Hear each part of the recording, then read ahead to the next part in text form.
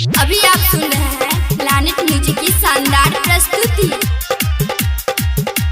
DJ वाला महंगा चुम्मा रतिया। मोहब्बत नाम है किसका शुरू कहाँ से होती है?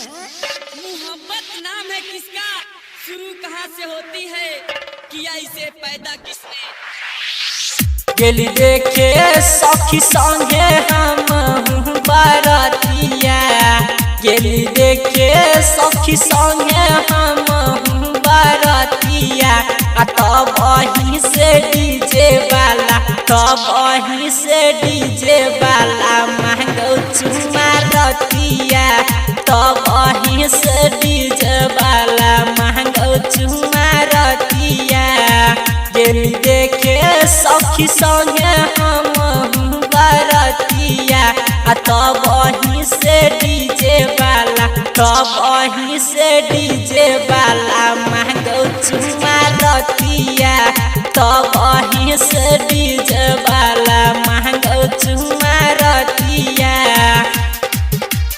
डीजे वाला महंगा चुम्मा रतिया।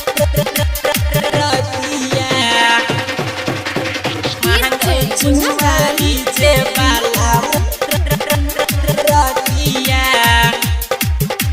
Planet music Darbhanga. कैसे कहियो तोरा भौजी काल्ह के बात गे। कटल लकई डीजे वाला गहला महदात गे। कैसे कहियो तोरा भौजी काल्ह के बात गे। कटल लकई डीजे वाला गहला महदात गे। तनिए से कनखी पर घूम गेलै मोतिया। तनिए से कनखी पर घूम गेलै मोतिया। तब वहीं से डीजे वाला महंगा चुम्मा रतिया। तब वहीं से डीजे वाला महंगा चुम्मा रतिया। डीजे वाला महंगा चुम्मा रतिया।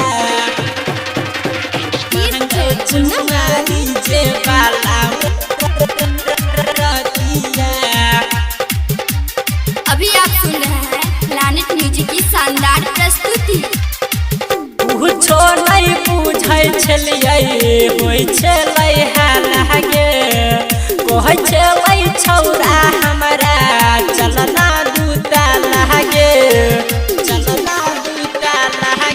कुछो नहीं बुझै छलियै होइ छलै हालागे। कहै छलै छौरा हमरा चलना दूता लागे। रमन जी यादव के सुन बिगड़ल छै संगतिया। किशन सुमन रंजित के बिगड़ल छै संगतिया। तब वहीं से